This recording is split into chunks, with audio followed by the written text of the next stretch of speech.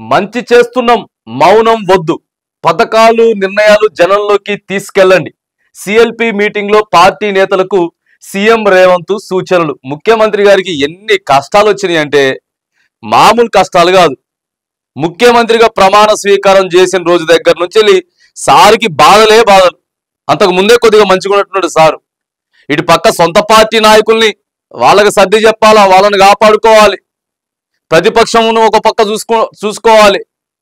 ఇప్పటికే నా సీటు ఊడగొడతా అని చెప్తున్నారు, ప్రభుత్వాన్ని పడగొట్టాలని చూస్తా ఉన్నారు అని చెప్పి అటు ప్రతిపక్ష నాయకుల మీద వ్యాఖ్యలు చేసుకుంటూనే మనం ఎన్నో పథకాలు ఇస్తా ఉన్నాం, ఎన్నో చేస్తా ఉన్నాం. మీరు వాటిని ప్రజల్లోకి తీసుకెళ్లకుండా నాకు మంత్రి పదవి కావాలి, నా తమ్మునికి మంత్రి పదవి కావాలి, ఆయనకి ఎమ్మెల్సీ కావాలి, ఈయనకి కార్పొరేషన్ చైర్మన్ కావాలి, వీటి మీద ఎంతవరకు ముచ్చటే తప్ప ఒక్కరన్నా అమ్మ మనం సన్నబియ్యం ఇస్తున్నాం తల్లి, మనం ఇందిరమ్మ ఇండ్లకి 1,00,000 రూపాయలు వేసినాం తల్లి, నేను వేసిన 1,00,000 కొంతమందికి 1,00,000 రూపాయలు వేసినాం, మనం ఫ్రీ బస్ ఇస్తున్నాం, ఒక్కరు చెప్తలేరు.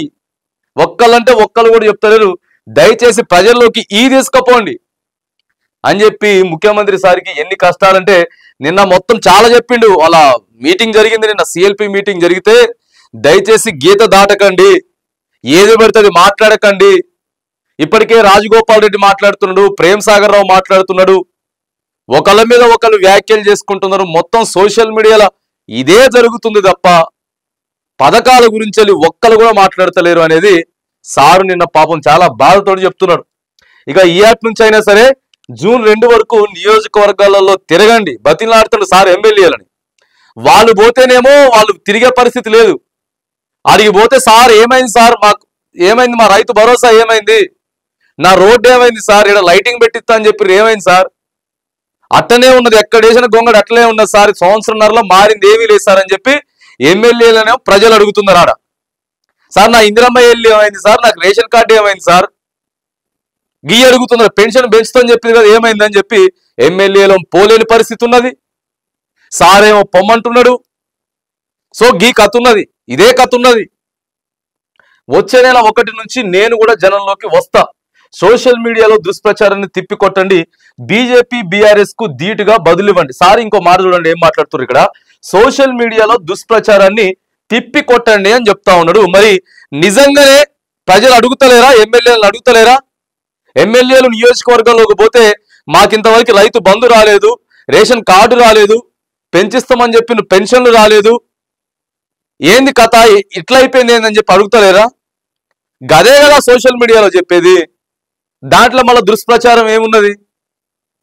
హైడ్రా వల్ల పేదోళ్ళ ఇండ్లు కూల్చేయలేదా?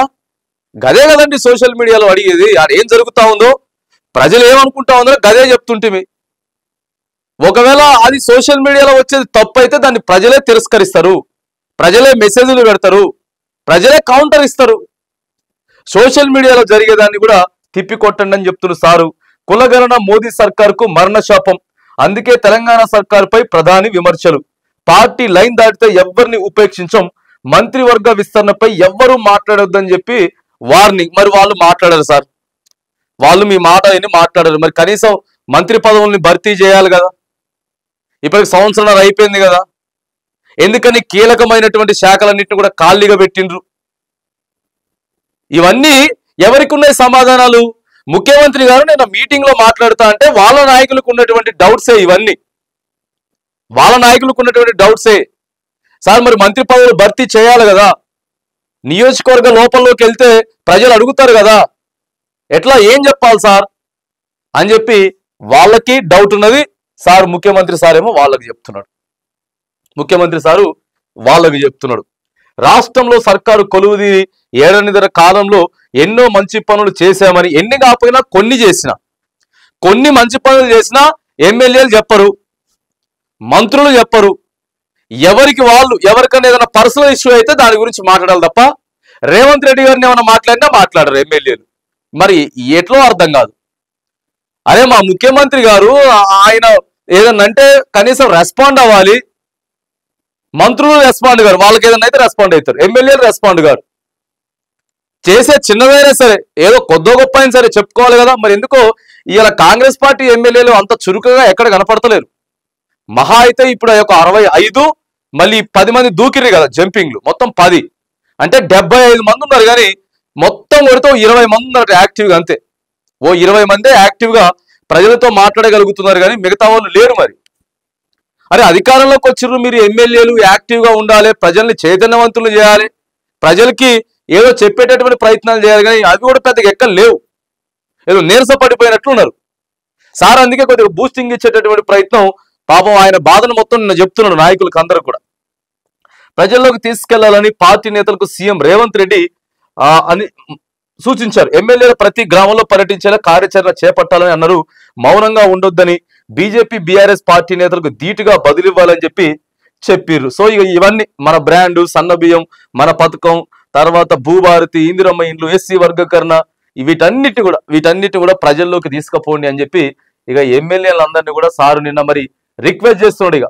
ఇక బ్రతిలాడుతున్నట్లే చెప్పుకోవాలి. ఇంకా ఏనండి దయచేసి, లేక మీరు ఇట్లనే ఉంటే మాత్రానికి మీరు ఏం మాట్లాడుకుంటుంటే మనం ఇంకా ఎక్కువ బదనాం అయిపోతాం. ఇప్పటికే బదనాం అయిపోయినాం.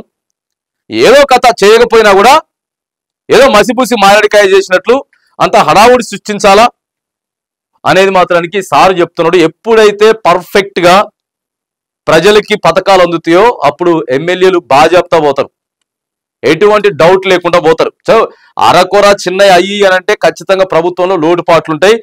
ఎవరైనా సరే వాటిని ఫుల్ఫిల్ చేయలేరు, ఎవరికి 100% న్యాయం చేయలేరు.